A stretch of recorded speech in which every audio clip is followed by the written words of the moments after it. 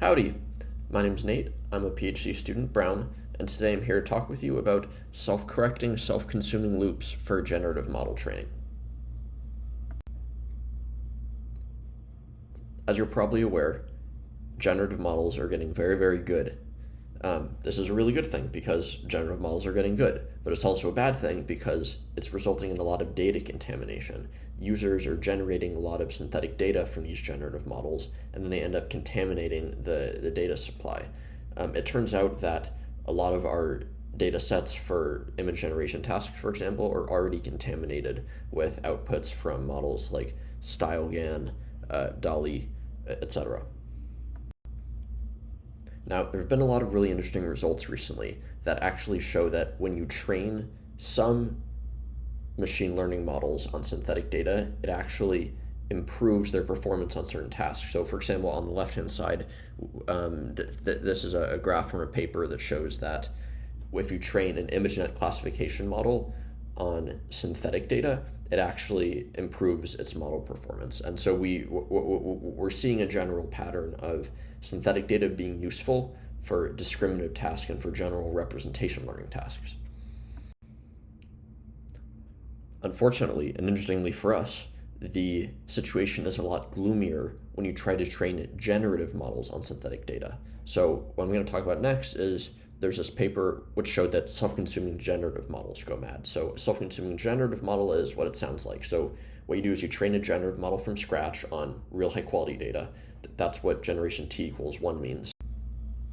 But then for generation t equals 2, what you do is you take the model you trained from the previous generation, generation 1, and you synthesize new images, and then you train a new model from scratch on those synthetic images. You repeat that for generation t equals 3, and et cetera, et cetera. And if you continue on for 9 generations, what they showed was that your model that used to generate faces reliably well is now generating what looks like faces, but upon closer examination, they're not completely right. So you can see there's these weird cross-hatching artifacts that show that something terribly wrong has happened in this generation process. So researchers have been hard at work trying to figure out how to ameliorate this problem. One thing that people have found is that if you mix in a sufficiently high portion of real data during each generative self-consuming loop process, then that will ensure that your model stays stable enough.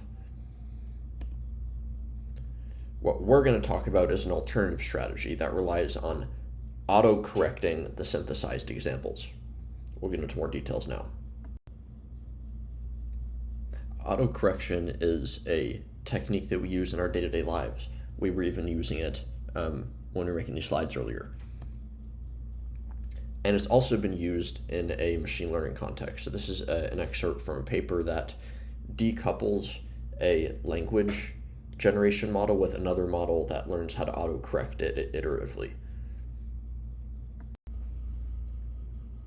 Our main theoretical result says that auto-correcting the synthetic data before training on it results in better generative modeling performance than just training on the raw synthetic data. And the crux of our theory lies in how we actually simulate this auto-correction procedure. So this first definition here just lays out what the self-correcting, self-consuming loop is for our formal analysis. Formally, it's a sequence of model weights where you get the first model's weights by training on the ground truth data using maximum likelihood estimation. And then you get every subsequent model's weights by applying something that we call the self-correcting, self-consuming weight update mapping. We define that in this next definition. In our theoretical analysis, instead of reasoning about auto-correcting the synthetic data point-wise, which is maybe the intuitive way to think about it, we reason instead about auto-correcting a trained generative model itself, and we prove a nice theorem saying that these are equivalent in sufficiently nice circumstances. In this case, we define auto-correction of a generative model to be pushing the generative model's PDF in the direction of the PDF for the optimal generative model in your model class. And we have this auto-correction parameter, gamma, which tells us how much to weight the initial generative model versus the optimal generative model. There's also a parameter, lambda, which controls the proportion of synthetic data. Finally, with all this context, the weight update mapping corresponds to fine-tuning the model on a mix of n real data points and lambda times n synthetic data points using maximum likelihood estimation. Our theorem says that this self-correcting, self-consuming loop setup is stable in the sense that the model weights from the tth generation don't go so far away from the optimal model weights, corresponding to theta star. As t goes to infinity, the right-hand side of the sum is a convergent geometric series.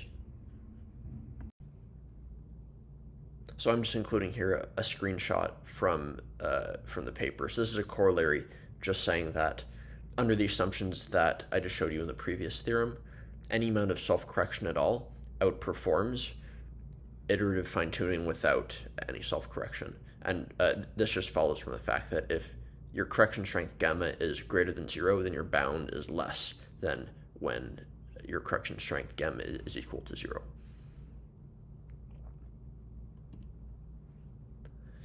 And we also have this conjecture that we've partially proven that just says that essentially if your data supply is more contaminated, it's not that big of a deal as long as you have some self-correction at all.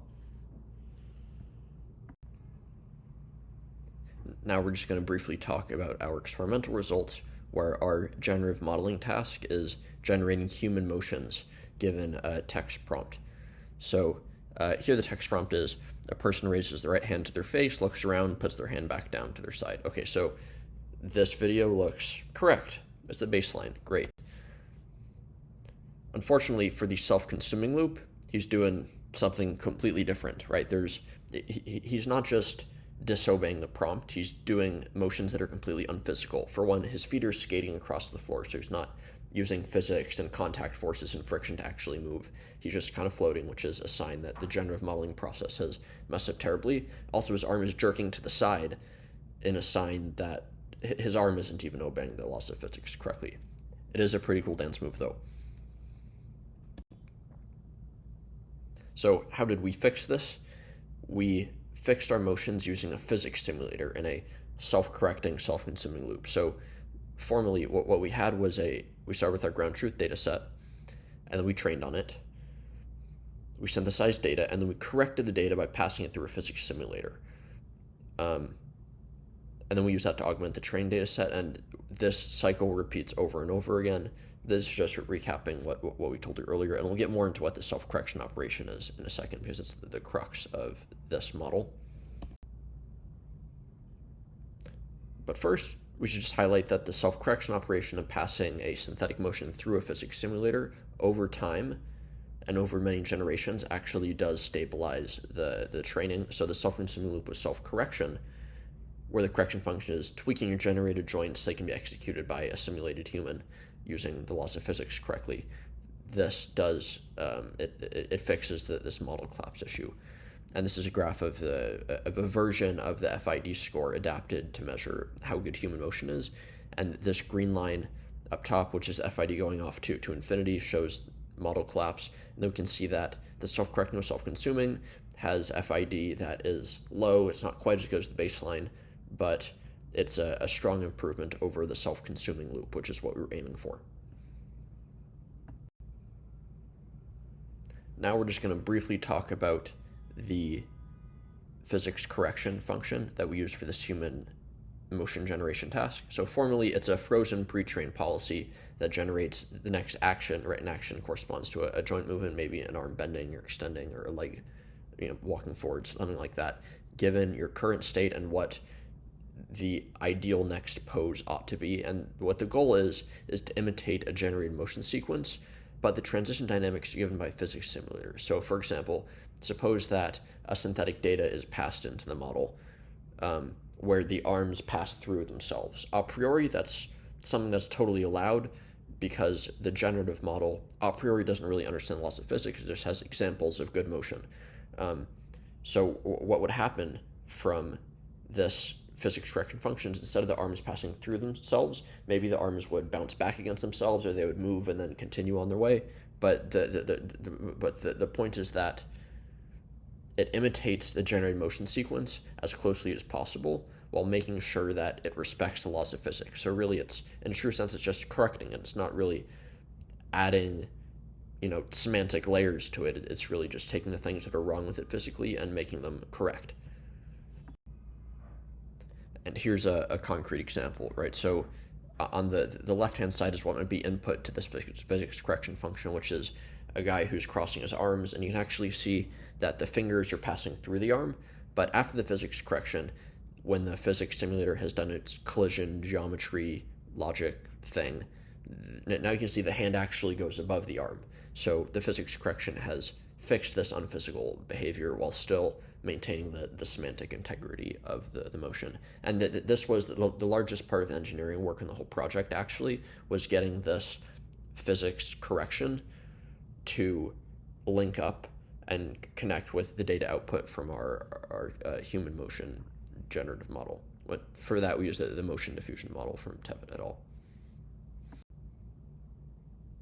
So now I just want to highlight two different follow-up research questions that I and my team think are very interesting. So one, in the area of self-consuming generative modeling, is what do you do about other modalities, right? So the modality that we've talked about is the text to motion generation, right? So the motion generation modality and the text to motion task. But what about a self-consuming loop for a text generation task or an image generation task? And we have some preliminary results there. So this is just MNIST, so not super impressive, but it's a proof of concept, and you can read the paper for how we injected some sort of correction information into this self-consuming loop process. But we did find a technique for stabilizing digit generation. And the last open problem that I want to share with you all is in the realm of vanilla generative modeling. So leaving self-consuming generative modeling behind, just looking at regular video generative models.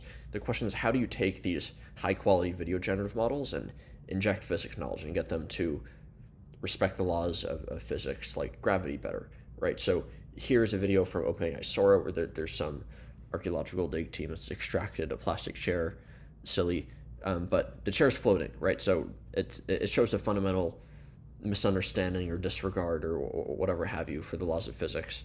And it's a really interesting, very challenging open problem that our paper maybe makes a slight progress towards as well.